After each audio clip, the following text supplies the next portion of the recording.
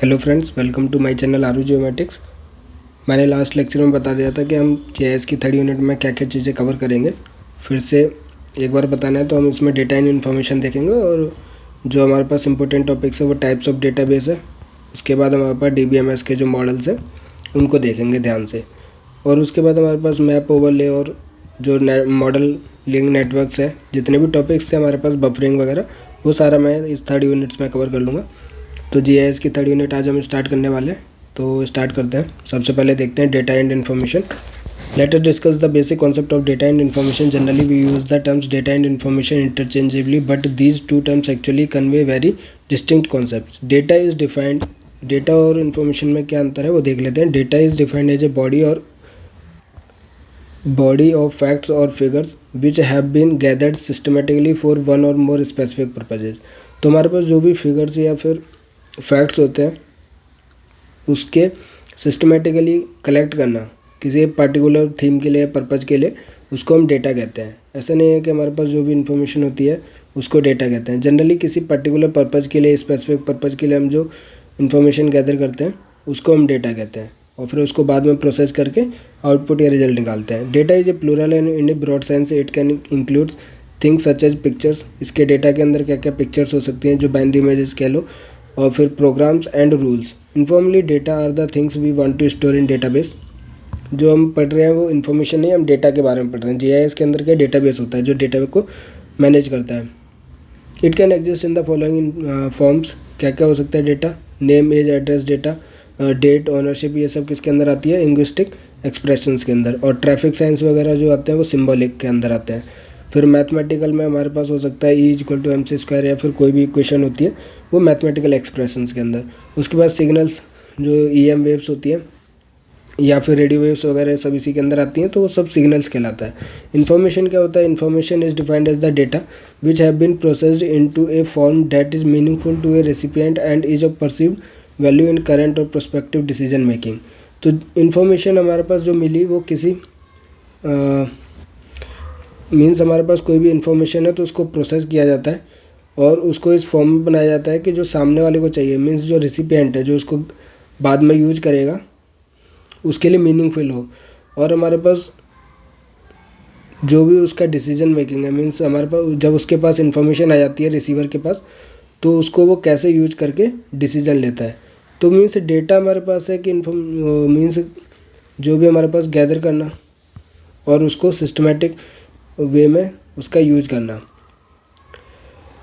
जो भी हमारे पास फिगर्स होते हैं या इमेजेस होती हैं उसका यूज करना, ये सब जो हमने देखे थे ये सब डेटा के एग्जांपल्स थे, उसके डेटा के फॉर्म थे। लेकिन इन्फॉर्मेशन हमारे पास आती है उसको प्रोसेस करके, जो भी रिसिपेंट का काम होता है, तो उसके पास जब इन्फॉर्मेशन आती है तो वो डिसीजन ले सकता है। तो डिसीजन मेकिंग के काम आती है information.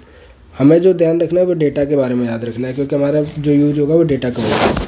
It is the data that make information useful for one person and same information may not be useful to another person. तो डेटा तो हमारे पास हो सकता है कि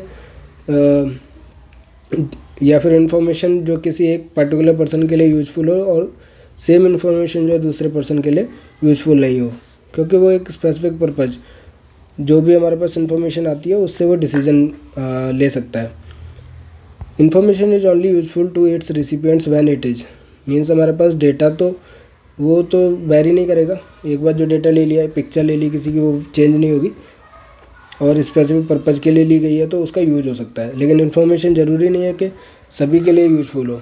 वो जिस रिसिपिएंट या जो रिसीवर उस इन्फॉर्मेशन को गैदर करता है सिर्फ उसी के लिए यूज़फुल रहती है। जैसे इसका एग्जांपल है रेलिवेंट, मीन्स किसी रेसिपिएंट के लिए यूज़फुल कब है? जब वो रेलिवेंट हो। Intended purpose and appropriate level of required details, reliable, accurate और वेरीफाइबल हो, up to dated and timely हो। उसके बाद कंप्लीट हो, ऐसा नहीं इनकम्प्लीट इन्फॉर्मेशन है तो फिर वो उसको यूज़ नहीं कर सकता है। उसके बाद हमारे पास वो कंसिस्टेंट हो, कन्वीनियंट हो, एडिक्वेटली प्रोटेक्टेड हो। तो ये सब हम इतना डीप में नहीं पढ़ेंगे क्योंकि इतना इंपॉर्टेंट नहीं है, बस आपको डेटा और इन्फॉर्मेशन के बारे में थोड़ा सा डिफरेंस पता होना चाहिए। The primary function of an information system GIS is to convert data into information using the following process. तो जो भी हमारे पास डेटा से इन्फॉर्मेशन में कैसे चेंज कर सकते हैं, कन्वर्जन एक तरीका हो सकता है, ऑर्गेनाइजेशन हो सकता है, स्ट्रक्चरिंग हो सकता है या फिर मॉडलिंग हो सकता है। तो कन्वर्जन क्या है? It is the process of transforming data from one format to another. The transformation for example may be from one unit of measurement to the another, likes kilometre to centimetre, और from one feature classification to another. तो conversion तो simple है, kilometre से centimetre में change कर दिया, तो एक डेटा से दूसरे फॉर्मेट में चेंज कर देना। फिर उसके बाद हमारे पास organization, it involves the process of organizing और reorganizing data according to database management system management rules and procedure and can be access cost effectively. फिर ऑर्गेनाइजेशन DBMS का यूज करके उसको चेंज कर सकते हैं, लेकिन ये हमारे पास, और वो भी कॉस्ट इफेक्टिवली होता है। फिर हमारे पास स्ट्रक्चरिंग कर सकते हैं। इट रिप्रेजेंट द फॉर्मेटिंग और reformatting of data so that it can be acceptable to a particular software application और इन्फॉर्मेशन सिस्टम। मीन्स GIS में एक्सेप्टेबल हो तो उसका फॉर्मेट ही हम चेंज कर देते हैं, स्ट्रक्चरिंग कर देते हैं। जो भी GIS के अंदर डेटा स्ट्रक्चर्स पड़े थे, वो एक तरीके की स्ट्रक्चरिंग करके ही हमारे पास GIS यूज करता है उसका। फिर हमारे पास मॉडलिंग कर सकते हैं। It include the statistical analysis and visualisation of data that improves users knowledge base and intelligence in decision making. तो मॉडलिंग करके उसको और यूजफुल या फिर उसका एनालिसिस करके और यूजफुल बना सकते हैं। Data not properly collected and organised are a burden rather than an asset to an information user. तो डेटा हमारे पास प्रॉपरली कलेक्टेड नहीं होता है, उसको ऑर्गेनाइज किया जाता है। Not properly collected and organise are a burden rather than an asset to an information user. तो इन्फॉर्मेशन से थोड़ा मीन्स कॉम्प्लेक्स होता है डेटा को कलेक्ट और ऑर्गेनाइज करना। उसके बाद वो इतना इंपॉर्टेंट नहीं था। हमारे पास जो इंपॉर्टेंट है वो है डेटाबेस। डेटाबेस क्या होता है और इसके टाइप्स क्या होते हैं और कैसे हम डेटाबेस बनाते हैं, वो थोड़ा GIS के पॉइंट ऑफ व्यू से इंपॉर्टेंट है, तो हम इस पर थोड़ा फोकस रखेंगे। तो डेटाबेस क्या होता है हमने पहले भी पढ़ा है, फिर से पढ़ लेते हैं कि before discussing non spatial data structure it is required that you should know about the database. Let us discuss the concept of database in GIS। The concept of database is the approach to information organisation. Mean जो भी information है, data हमारे पास available है, उसका organisation in computer based data processing. तो जो computer के अंदर जो भी हमारे पास डेटा या इन्फॉर्मेशन अवेलेबल है, उसको कैसे ऑर्गेनाइज करके स्टोर कर रहे हैं और फिर उसको बाद में कैसे प्रोसेसिंग कर रहा है कंप्यूटर, उसको हम डेटाबेस कहते हैं। A database is defined as an automated, formally defined and centrally controlled collection of persistent data used and shared by the different users in an enterprise. तो हमारे पास जो भी इन्फॉर्मेशन है कैसे शेयर हो रही है और कैसे यूज हो रही है, मीन्स उसको कैसे कलेक्ट करके कंप्यूटर फॉर्मेट के लिए यूजफुल बना रहे हैं, तो वो डेटाबेस कहलाता है। The term centrally controlled means the databases tend to be physically distributed in different computer systems in the same time at different locations. A database is set up to serve the information needs to of an organization. तो डेटाबेस जो है वो हमारे पास information needs of an organization के लिए जो सर्व करता है, उसको मतलब कि डेटा बेस का ही यूज़ करके आगे उसका जो भी सॉफ्टवेयर्स होता है जैसे GIS होता है, उसमें हम वो अच्छे से प्रोसेस करके आउटपुट निकालता है। उसके बाद हमारे पास है the sharing of the data is the key to concept of database. The data in a database are described as permanent in the sense that they are different from transient data such as input and output from an information system.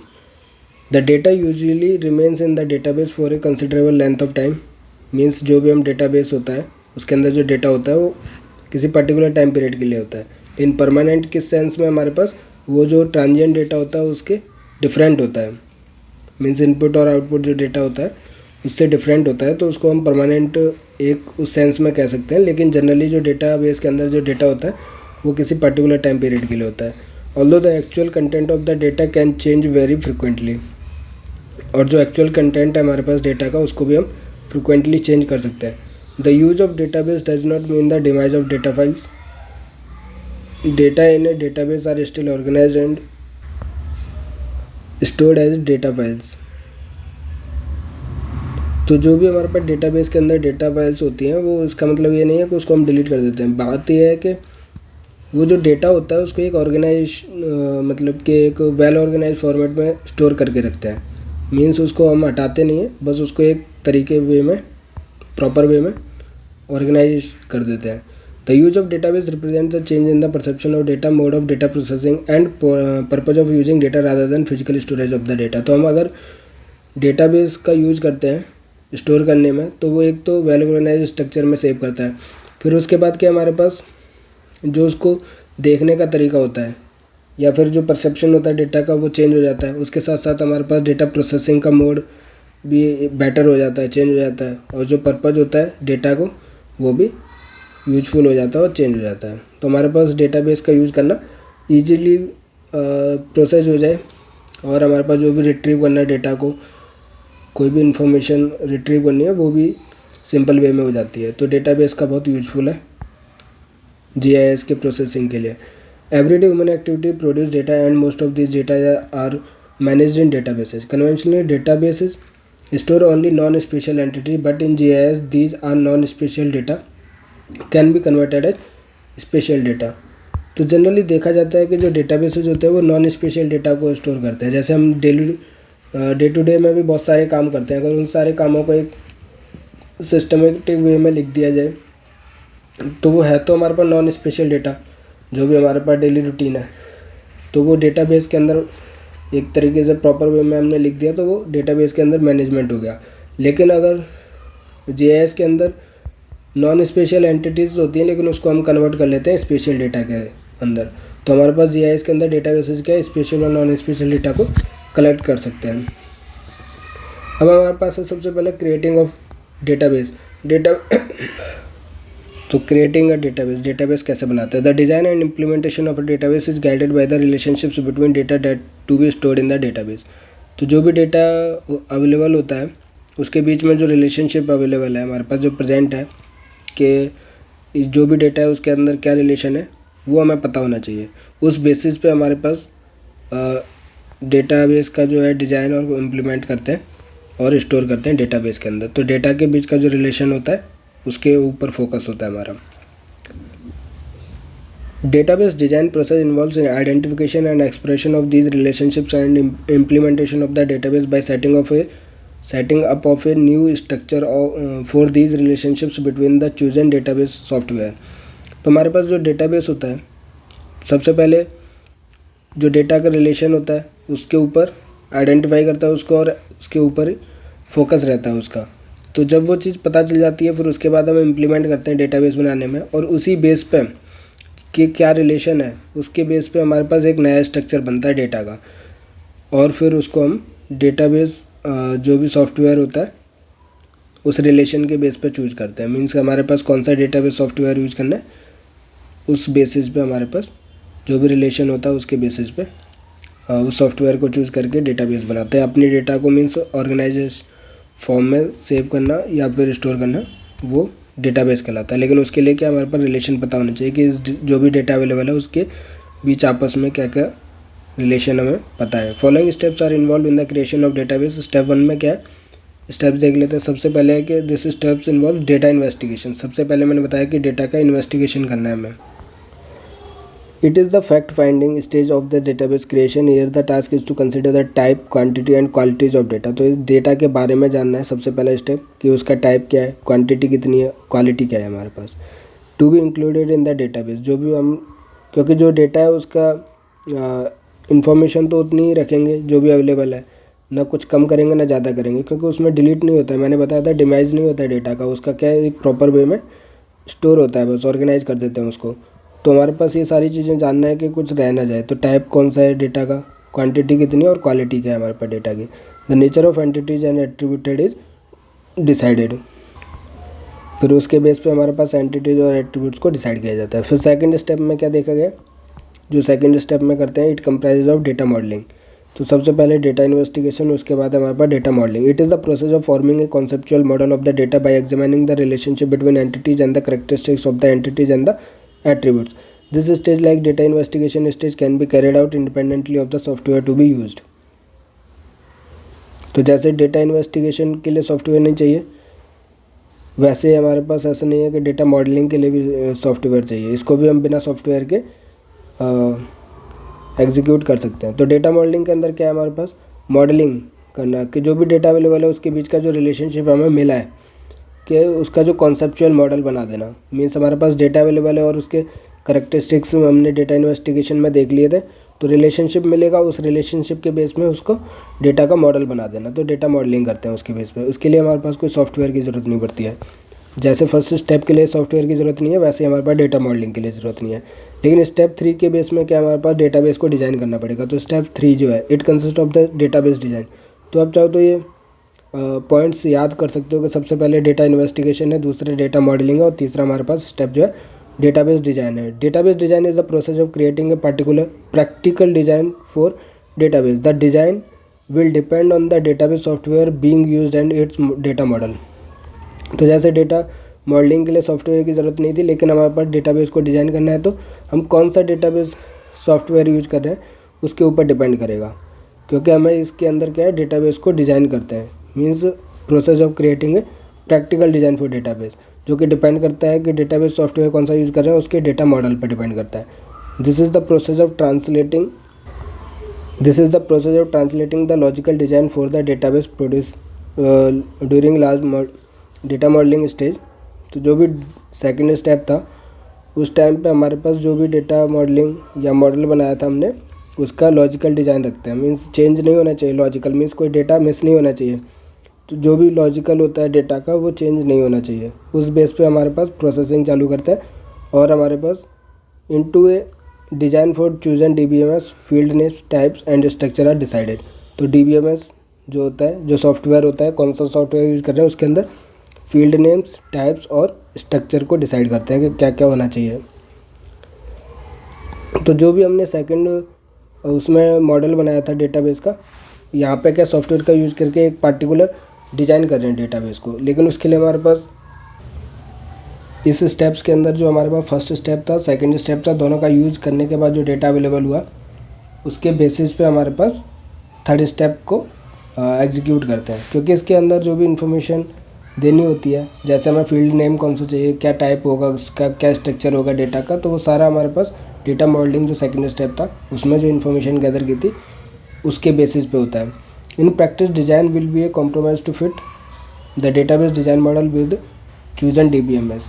तो जो भी हम design choose करेंगे, software कौन सा use, database का जो software use कर रहे हैं, वो DBMS के ऊपर डिपेंड करता है। और फोर्थ स्टेप्स क्या है, it involves database implementation which is the procedure of populating the database with the attribute data, and this is allows always followed by monitoring and upkeep including fine tuning, modification and updating.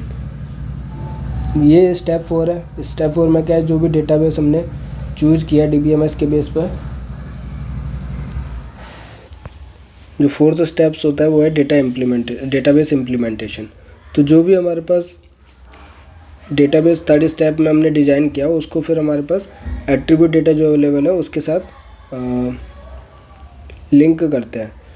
और this is always followed by the monitoring. उसके अंदर हमारे पास monitoring भी होती है, और जो भी हमारे पास मॉडिफिकेशन या अपडेटिंग होती है वो हम फोर्थ स्टेप में करते हैं। तो जनरली डेटाबेस हमारे पास सॉफ्टवेयर के थ्रू बन गया, और उसके बाद अपडेट करना है, मॉडिफिकेशन करना है, तो वो फोर्थ स्टेप डेटाबेस इम्प्लीमेंटेशन में होता है।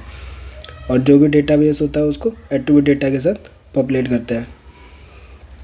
फिर हमारे पास क्या है, रिलेशनशिप है, पर्सपेक्टिव ऑफ डेटाबेस। तो ये कैटेगरिकल रिलेशनशिप है। इसके बेस पे हमारे पास लास्ट ईयर गेट में क्वेश्चन पूछा गया था। वो शायद ये 4 टर्म्स दे रखे थे और इसकी कंडीशंस दे रखी, तो और उसमें से ऑप्शन चूज करना था कि इन चारों में से कौन सी कंडीशन का अवेलेबल है, उसमें जो ऑप्शन था उसको टिक करना था। तो देख लेते हैं रिलेशनशिप पर्सपेक्टिव ऑफ डेटाबेस क्या होता है। रिलेशंस, क्योंकि डेटाबेस के अंदर, डेटा के अंदर रिलेशन ढूंढते हैं हम, तभी डेटाबेस बनता है। तो रिलेशनशिप तो उसके अंदर मिलेगी। तो वो होती क्या क्या है, relationship represent an important concept in database management. It describes the logical association between entities. तो लॉजिकल रिलेशनशिप रहता है, एसोसिएशन होता है, मीन्स लॉजिक चेंज नहीं होता है। जो भी डेटा अवेलेबल है उसका लॉजिक चेंज नहीं होगा। Relationship can be categorical as और स्पेशल। रिलेशनशिप जो हो सकता है वो या तो कैटेगरिकल हो सकता है या फिर स्पेशल रिलेशनशिप हो सकता है, depending on whether they describe location और अदर करेक्टरिस्टिक। अगर लोकेशन के बेस पर है तो स्पेशल रिलेशन रहेगा उनके बीच में, और जो अगर अदर करेक्टरिस्टिक्स है हमारे पास तो कैटेगरिकल रिलेशनशिप होगा, मीन्स उसके एट्रीब्यूट के बेसिस पे। तो वो क्या चीज़ है हमारे पास, वो देख लेते हैं। तो सबसे पहले हमारे पास कैटेगरिकल रिलेशनशिप पढ़ लेते हैं। This relationship describe the association among individual features in A classification system. तो जो भी हमारे पास डेटा अवेलेबल होता है इसके अंदर इंडिविजुअल फीचर्स के, उसको क्लासिफिकेशन बेस पे, मीन्स के हमारे पास कुछ क्लासेज होती है ना, तो डेटा के अंदर वो क्लासेज अवेलेबल होती है। मीन्स अगर हमारे पास जो भी डेटा अवेलेबल है कि कौन सा पोल का डेटा है, कौन सी ट्रीज का डेटा है, कौन सा वाटर का डेटा है, कौन सा किस चीज़ का डेटा है, तो वो एक क्लासेस के फॉर्म पे है। मीन्स वो स्पेशल के रिलेशनशिप पे नहीं रहा, तो वो कैटेगरिकल रिलेशनशिप में रहा, मीन्स उसके करेक्टरिस्टिक्स के बेस पे रहा। तो क्लासिफिकेशन के बेस पे अगर हमारे पास उसको रिलेशन डिस्क्राइब करते हैं तो वो कैटेगरिकल रिलेशनशिप के अंदर आता है। मीन्स लोकेशन के बेस पे नहीं रहती है, हमारे पास क्लासिफिकेशन के बेस पे रहता है। The classification of data is based on the concept of scale of measurement. और फिर क्लासिफिकेशन भी किस बेस पे, उसके मेजरमेंट के बेस पे। There are 4 scales of measurement, nominal, ordinal, interval and ratio. ये चारों हमें समझने हैं, ये 4 से क्वेश्चन पूछा जा सकता है, तो फिर से देख लेते हैं। तो हमारे पास जो कैटेगरिकल रिलेशनशिप जो क्लासिफिकेशन कर सकते हैं वो 4 तरीके से कर सकते हैं, नॉमिनल, ऑर्डिनल, इंटरवल और रेशो। जो भी डेटा अवेलेबल होता है उसको 4 टाइप में डिवाइड किया गया है। तो सबसे पहले नॉमिनल के अंदर क्या आता है, कौन सा डेटा नॉमिनल रहेगा या क्लासेज कौन सी नॉमिनल रहेंगी। नॉमिनल का मतलब है it is a qualitative non numerical. ये जो इम्पोर्टेंट है, यही सेम लाइन हमारे पास ऑप्शंस में मिलेगी आपको, तो ये ध्यान से पढ़ना है। नॉमिनल के अंदर है हमारे पास क्वालिटेटिव बेस है, क्वांटिटेटिव बेस नहीं है। दूसरा नॉन न्यूमेरिकल है, अगर क्वांटिटी होता तो न्यूमेरिकल होता, उसको काउंट कर सकते थे। और हमारे पास non ranking scale that classifies features on intrinsic characteristics. तो जो भी डेटा को अगर हम उसके जो भी अंदर का करेक्टरिस्टिक्स होते हैं डेटा के, उसके बेस पे अगर हम क्लासीफाई करते हैं वो नॉमिनल के अंदर आता है। मीन्स अगर क्वालिटेटिव बेस पे किया जाए या फिर नॉन न्यूमेरिकल बेस पे किया जाए। जैसे एग्जांपल से आप समझ जाओगे कि land use classification scheme, polygons can be classified as industrial, commercial, residential, agriculture, public and institutional. तो जो भी हमारे पास कोई भी इमेज ली हमने, उसके अंदर हमारे पास कौन सा पॉलीगन या कितना पार्ट जो हमारे पास कमर्शियल है, इंडस्ट्रियल है, रेजिडेंशियल है, अलग डिफरेंट टाइप्स रहेगा। उसको अलग अलग, उस डेटा को अलग अलग क्लासेस में डिवाइड कर दिया। तो अगर हम उसको किसी भी लैंड यूज के डेटा को industrial, commercial, residential, agricultural, public और इंस्टीट्यूशनल इस एरिया में डिवाइड करते हैं, तो वो किसके बेसिस पे, नॉमिनल के बेसिस पे। मीन्स हमारे पास क्या है, उसको न्यूमेरिकली काउंट नहीं किया जा रहा है, हम देख के बता दे रहे हैं कि मीन्स एक नॉन न्यूमेरिकल है वो। उसके अलावा क्या है, नॉन रैंकिंग है, रैंकिंग नहीं दे रहे हैं कि ये हमारे पास टॉप में है, ये हमारे पास बॉटम में है।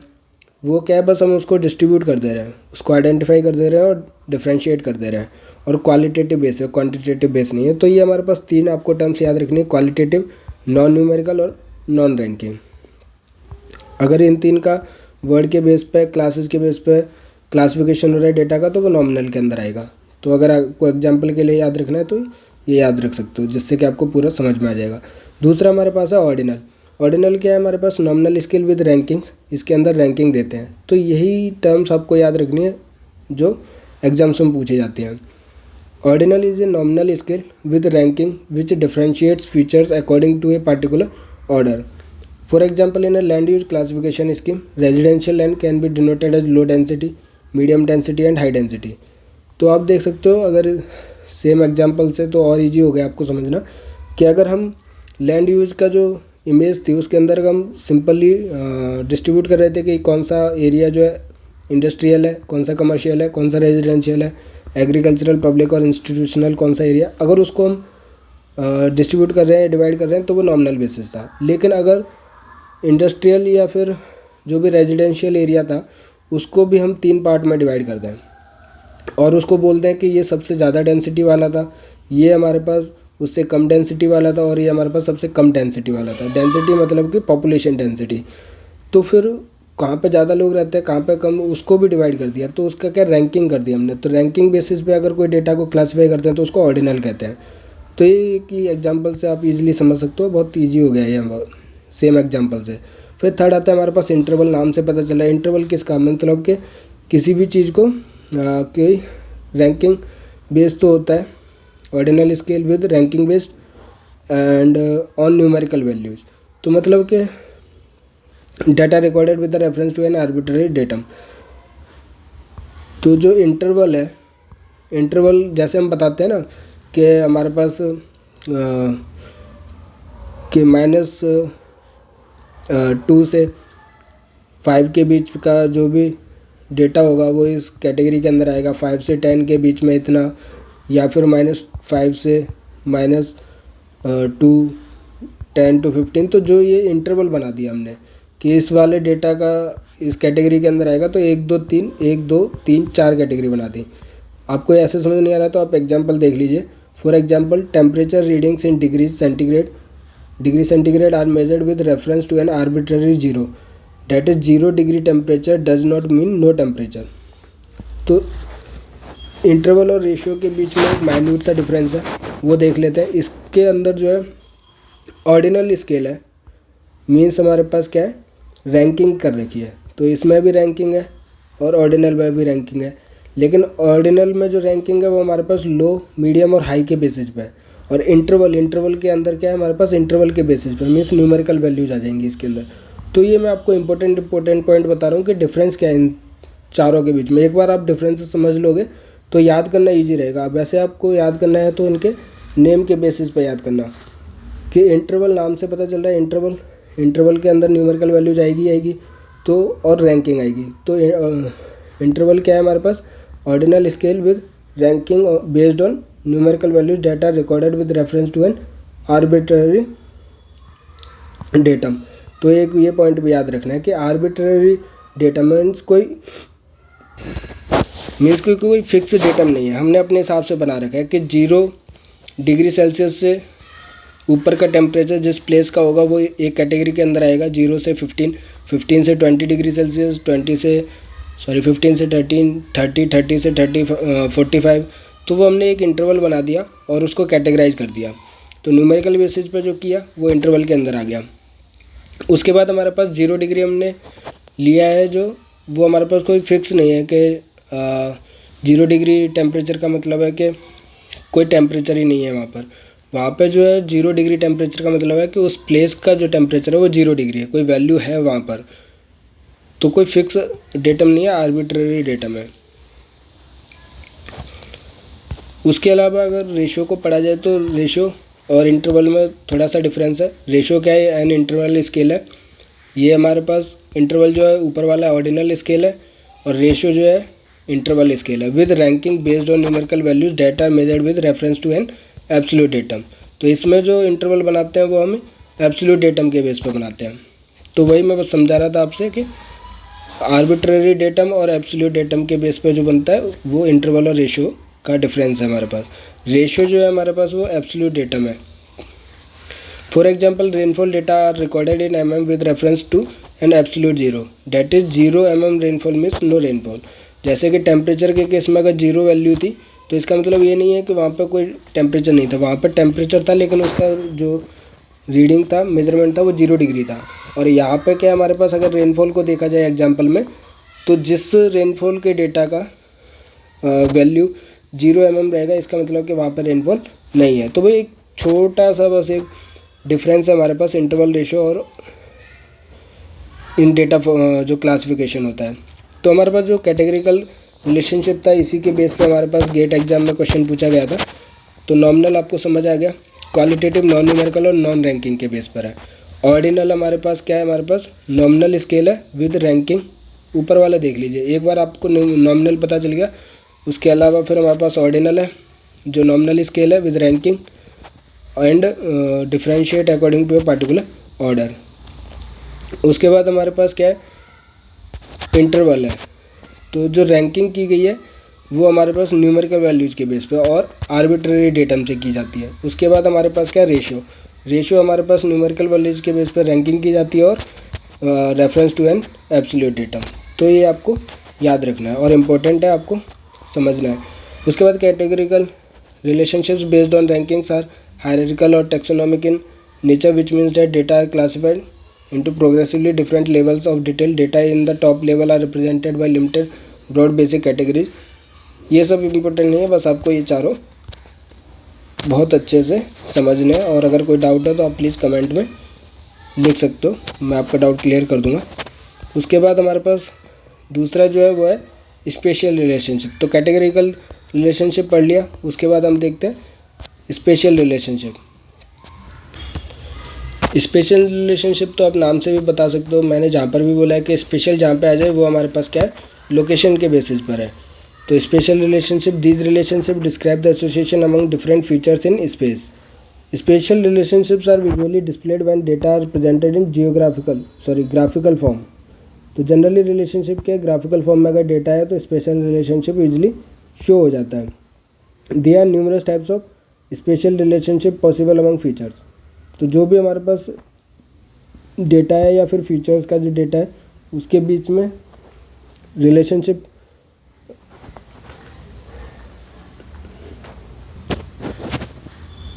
recording spatial relationship implicitly demands considerable storage space. Computing spatial relationship on the fly slows down data processing, particularly if relationship information is required frequently. तो जब भी हमारे पास स्पेशल रिलेशनशिप निकालते हैं उसके लिए थोड़ा स्पेस की ज़्यादा ज़रूरत पड़ती है, और साथ के साथ अगर हमारे पास रिलेशनल इन्फॉर्मेशन चाहिए, फ्रिक्वेंटली चाहिए, मीन्स तो वो स्लो डाउन हो जाता है, डेटा प्रोसेसिंग जो होती है वो थोड़ी स्लो हो जाती है। तो ये थोड़ा एक इसका नेगेटिव पॉइंट्स है स्पेशल रिलेशनशिप का। अब इसके दो टाइप्स होते हैं हमारे पास स्पेशल रिलेशनशिप के, एक है टोपोलॉजिकल और दूसरा है proximal. Topological relationship which describes the property of adjacency, connectivity and containment of contiguous features. तो हमारे पास टोपोलॉजिकल रिलेशनशिप क्या है, हमारे पास जो भी फीचर्स अवेलेबल है, हमारे पास जो भी फीचर है उसके एडजेसेंट क्या है और किस चीज़ से कनेक्टेड है, जो भी कंटिन्यूस फीचर्स होते हैं उसके आसपास के, उनके बारे में डिस्क्राइब कर सकता है। टोपोलॉजिकल रिलेशनशिप का मतलब है उनके आसपास के जितने भी फीचर्स हैं उसके आसपास क्या कनेक्टिविटी है, क्या एडजेसेंट है और कंटिन्यूटी क्या है उसकी, वो भी बता सकता है। प्रॉक्सिमल रिलेशनशिप में क्या है, show the property of closeness of non continuous features. तो जो हमारे पास कंटिन्यूस फीचर्स हैं, मीन्स जो कंटिन्यू सेम टू सेम, जैसे अगर हम देखें रोड पे चल रहे हैं, रोड के साइड में जो मीडियन में रहते हैं लाइट पोल्स रहते हैं तो वो कंटिन्यूस रहता है। तो अगर वो कंटिन्यूस फीचर्स हैं तो हम टोपोलॉजिकल रिलेशनशिप उसको कहेंगे, क्योंकि उसके बारे में वो एडजेंसी और जो भी कनेक्टिविटी है उसके इन्फॉर्मेशन दे सकता है। और दूसरा, अगर हमारे पास कुछ कनेक्टिविटी नहीं है, मीन्स नॉन कॉन्टिग्यूस फीचर्स हैं, जैसे रोड के साइड में जो भी हमारे पास बोर्ड्स लगे रहते हैं, एडवर्टाइजमेंट बोर्ड्स होते हैं, ये सब हमारे पास नॉन कंटिन्यूस होते हैं, तो वो प्रॉक्सिमल रिलेशनशिप के अंदर आते हैं। Spatial relationships are very important in geographical data processing and modelling. The objective of information organisation and data structure is to find a way that will handle spatial relationships with the minimum storage and computation requirement. तो हमारे पास ये minimum storage और requirement जो कम हो जाए, इसलिए special relationship को निकालने के लिए हमारे पास स्पेस ज़्यादा चाहिए होती है। तो जो भी हमारे पास इंफॉर्मेशन या डेटा होता है उसको एक प्रॉपर वे में ऑर्गेनाइज करके स्पेशल रिलेशनशिप का जो भी सिग्निफिकेंस है उसको हम कम कर सकते हैं।